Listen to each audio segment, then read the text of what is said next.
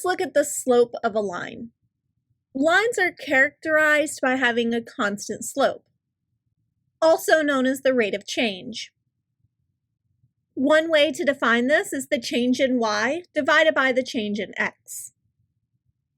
If I look at a table for a line, here the change in y would be 2. From 1 to 3 is 2. The change in x is 1. So if I divide those, 2 divided by 1 is 2. 3 to 7 is a change of 4, and 2 to 4 is a change of 2. And 4 divided by 2 is also 2. 7 to 17 is a change of 10. 4 to 9 is a change of 5.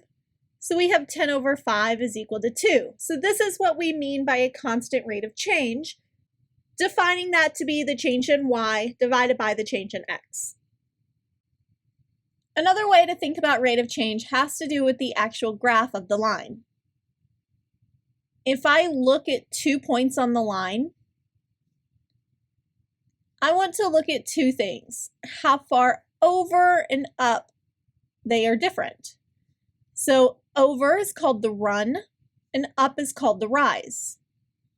So another way to define the rate of change, or the slope, is rise over run. And no matter where I start and where I end, this rise over run ratio will be the same for a line. That's what makes it have a constant rate of change, or a constant slope.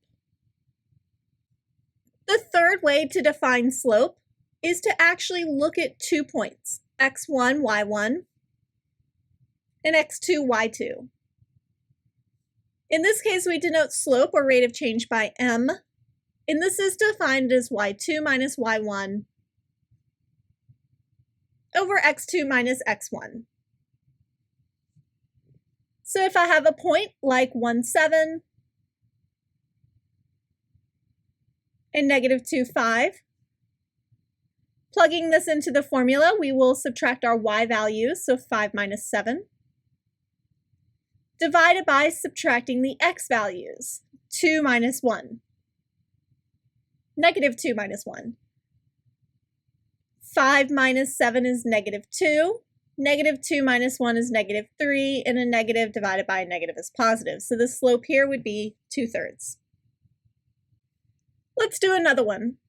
We have negative 2, 6, so we'll call this x1, y1, and 1, negative 3, so we'll call this x2, y2.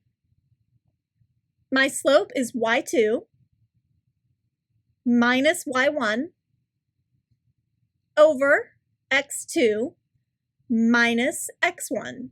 So we do need to be careful with signs whenever we're dealing with negatives.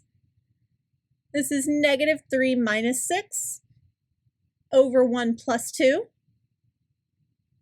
or negative 9 over 3, which is equivalent to negative 3.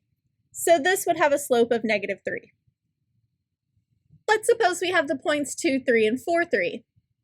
This time, when we do y2 minus y1, we have 3 minus 3, and if we do x2 minus x1, we have 4 minus 2.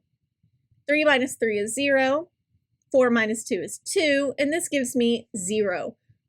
And a slope of 0 actually tells me that this is a horizontal line. If I look at something like 2, 3, and 2, 7, when I try to find my slope, we do y2 minus y1, or 7 minus 3, over x2 minus x1, which is 2 minus 2.